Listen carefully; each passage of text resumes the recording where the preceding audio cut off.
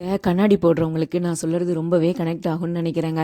நல்லா போயிட்டுருக்கும்போதே திடீர்னு தலைவலி ஆரம்பிக்கும். விட்டு விட்டு தலைவலிக்கும். கண்ணு மங்கலா தெரியும். மீதி உள்ளவங்கலாம் என்னமோ ஏதோன்னு பயப்படுவாங்க. ஆனால் நமக்கு மட்டும் தான் தெரியும் அடுத்த செலவுக்கு நேரம் வந்துடுச்சு அப்படின்னு. 2டே விஷயம் தான். ஒண்ணு கண்ணு ப்ராப்ளம், இல்ல கண்ணாடி ப்ராப்ளம். எனக்கு இந்த தடவை கண்ணுல பெருசா பிரச்சனை ஒண்ணும் இல்லையா இருந்தது. கண்ணாடி தான் பிரச்சனையா இருந்தது. ஒரு 2 வருஷம் முன்னாடி தாங்க நான் லாஸ்ட்டா ஸ்பெக்ஸ் வாங்கினேன்.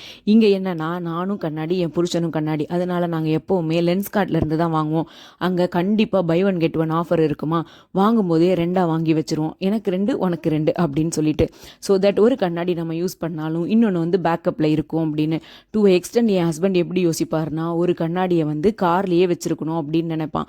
ஏன்னா வண்டி ஓட்டும் போது ஏதாவது பிரச்சனை ஆயிடுச்சு அப்படின்னா பேக்கப் பிளான் வேணும்ல அப்படின்னுட்டு. ஆனால் எங்களை மாதிரி தொடர்ந்து கண்ணாடி யூஸ் பண்ணுறவங்களுக்கு அது ஒரு கைண்ட் ஆஃப் இன்செக்யூரிட்டியும் கூட தான். கண்ணாடி இல்லாட்டி ஏதோ உலகமே இருண்ட மாதிரி தோணுங்க. சம்டைம்ஸ் தூங்கும்போது கூட நாங்கள் கண்ணாடியோடவே தூங்கியிருக்கோம்னா பார்த்துக்கோங்களேன். ஆனால் எனக்கு லென்ஸ்கார்ட்டில் வாங்கின கண்ணாடிகள் வந்துட்டு எவ்வளோ அட்டாக் வாங்கினாலும் அப்படியே தாங்க இருந்திருக்கு. நம்மளாம் அதை டேமேஜ் பண்ணாத வரைக்கும் அது டேமேஜ் ஆனதில்லை. இந்த தடவை எனக்கு ஸ்க்ராச்சஸ் ஜாஸ்தியாக இருந்ததுனால வேறு வழியே இல்லாமல் தான் நான் புதுசாக வாங்கினேன்.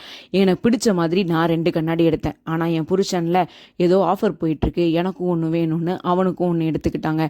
கண்ணாடி எங்களை பொறுத்த வரைக்கும் ஸ்டைல் இல்லை, அது ஒரு மேண்டேட்ரியான விஷயம்.